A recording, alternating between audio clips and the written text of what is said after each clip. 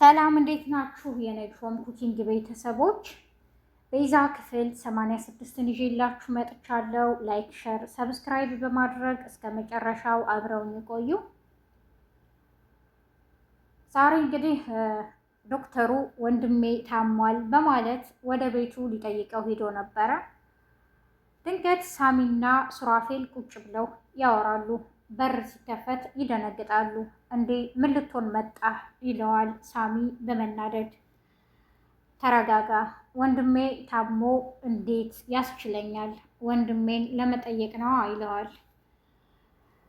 ሱራፌልም ሳሚ ባክን ተረጋጋ ይለዋል። ግን ምን ልታደርግ ነው የመጣኸው?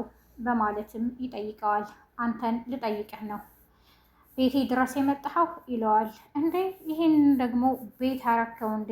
በማለት በንጤት ያሾፉበታል። ሱራፌል በጣም ይናደድበታል። ለማንኛውም ይሄን ሙዝ አንጥቼልሃለሁ በማለት አስቀምጦለት ጠረጴዛ ላይ ወጥቶ ይሄዳል። ሲሄድ ድንገት ሉላ በር ላይ ቤዛን ያገኛታል። እንዴ ምን ልታረግ መተህ ነው ትለዋለች። ቤዛም ወንድሜን ለመጠየቅ ይላታል። ለመሆኑ የት ሂደሽ ነው ይላታል። ስማኝ አንተ ከአክስቴ ጎንና ከዛች ከሉላ የምትባል ልጅ ጋር አንድ ላይ ነህ። ነገ ሁሉንም እደርስበታለሁ። ያኔ ምን እንደሚወጣችሁ እናያለን በማለት አስፈራርታው ትሄዳለች። ኧረ እባክሽ እኔ ምን የማላውቅ መሰለሽ እንዴ ከእህትሽ ጋር እንደምትገናኝ? ነገ ሁሉንም እንደርስበታለን፣ ችግር የለውም ይላታል። ሽብሩና ሳሮንም ተገናኝተው ያወራሉ። በጣም ብዙ ነገር ነበር ያወሩት። ታውቂያለሽ እኔ የክብሬ ጉዳይ ያሳስበኝ ነበረ። ከዚህ በፊት ከገጠር ድረስ የመጣሁት ሉሲን ለመውሰድ ነው። ጭራሽ ቀርቢያት እንኳን አላውቅም፣ ግን ቤተሰብ ነው የክብር ጉዳይ ስለሚያሳስበኝ ይህን ሁሉ አደረኩ። አሁን ግን ነገሮች ሁሉ ተቀይረዋል በአንዲት ሴት እያለም ያወራታል። ግን እኔ ምልህ አንተ ለማን ነው የምታግዘው? ከእውነት ጎን ትቆማለህ ወይስ ከተበዳይ ጎን ትለዋለች። አይ እኔማ ሁሉም በሚያውቀው ከተበዳይ ጎን ነው የምቆመው። ግን እኔ እንደ ገጠር ኑሮ አልሆነልኝም። የከተሜ ሰው ምንድን ነው እያለ ያወራታል። በጣም ግራ ያጋባሉ። እና ደግሞ ሱራፌልና ወንድሙ ቤተሰብ ናቸው ከኔ ጋር። አባታቸው ነው ያሳደገኝ። ግን በዚህ ልክ ዶክተሩ ይቀየራል ብዬ አስቤ አላውቅም ነበረ። ሱራፌልም በቃ አላውቅም፣ ሁሉ ነገር ተቀይሯል። በስልክ ወሬ ሁሉ ብዙ ነገር ነው የሚያወራው። በጣም ያስጠላል። እኔ ግራ ገብቶኛል። እኔን ራሱ ለጥቅሙ ያስጠጋኝ እስከሚመስለኝ ድረስ። አሁን ለማንኛውም ትንሽ ገንዘብ ከክፍለ ሀገር አስልክ ያለው፣ ስለዚህ ቤት ልከራይልሽና ትቀመጫለሽም ይላታል። አይ እኔ ምንም አያስፈልገኝም፣ አሁን የምኖርበት አለኝ ትለዋለች። ይልቁንስ ባለፈው ስራ አግኝቼልሃለሁ ያለህ ምንድን ነው ስራውም? በማለት ትጠይቀዋለች። እሱም ይነግራታል። አይ እሱ ደግሞ ጥሩ ነው ትለዋለች። ዶክተሩ ድንገት እነ ቤዛ ቤት ይገባል።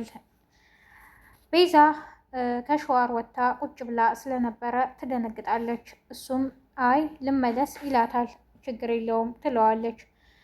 ቁጭ ብለውም እያወሩ ድንገት የልጁ አባት በር ከፍቶ ይገባል። ማን ነው እሱ ደግሞ? ምንድን ነው ግንኙነታችሁ? እያለም ይጨቃጨቃል። በመጨረሻም አንተ ራስህ ማነህ ይለዋል። ብዙ ከተጨቃጨቁ በኋላ ሽጉጥ ይመዝበታል ዶክተሩ። በጣም ይደነግጣል። ሉላም በጣም ትደነግጥና ትጮኻለች። እባክህን ቤቱን ለቀህ ውጣ ትለዋለች። የልጇን አባት ቤቱን ለቆም ይወጣል። ግን እንገናኛለን ይላታል። ሉላ መንገድ ላይ ስትሄድ በሌላ ቀን የልጁ አባት ያገኛታል። እኔ ምልህ ምን ፈልገህ ነው የምትከታተለኝም? ትለዋለች። በእርግጥ ጥፋት አጥፍቻለሁ፣ ግን እኮ ይቅርታ አልኩሽ። ይቅርታዬን የማትቀበይኝ ለምንድን ነውም? ይላታል። ያንተን ይቅርታ ምንም ላድረግ አልችልም፣ በጊዜው የበደልከኝን ነገርም አረሳም ትለዋለች። አሁን ብር አላት ብለህ ከሆነ አታስበው፣ ምንም ብር የለኝም፣ እኔ ራሴ ብር እፈልጋለሁ ትለዋለች። ለምንድን ነው እንደዚህ እያልሽ የምታስቢው? እኔ ብር ፈልጌ አልመጣሁም፣ እንደውም የተወሰነ ሰርቼ ቤት ተከራይቻለሁ ለአንቺና ለእኔ የሚሆንም ይላታል። ኧረ እባክህ ሰርቀህ ታስረህ እንደነበር ሰምቻለሁ፣ አዝነህ ሞተሃል ትለዋለች እሷም።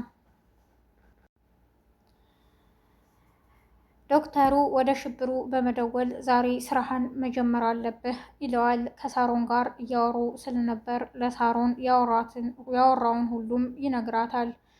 የቤት ሰራተኛም ይፈልጋሉ፣ ለምን አንቺ አትሰሪም? እዛ አንድ ላይ እንሆናለንም ብሏት ነበር። እሷ ደግሞ ከዚህ በፊት እኔ የቤዛና የሉላ ወዳጅ ነኝ፣ ዶክተሩና ዘርፌ ደግሞ አንድ ላይ ናቸው፣ ስለዚህ እኔን ወደዛ አያስቀርቡኝም፣ አንተ ይልቅ ግባ ትለዋለች።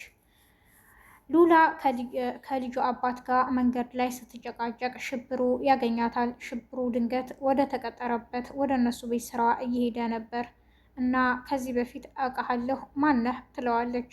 የልጁ አባትንም ከዚህ ዞር በል በማለት አስፈራርቶ ያባረዋል። አዎ እኔን የላከኝ ዶክተሩ ነው አንቺን እንድጠብቅ ይላታል። እሷም ግራ ትጋባለች። እሺ ችግር የለውም በማለት ወደ ቤት ይሄዳሉ።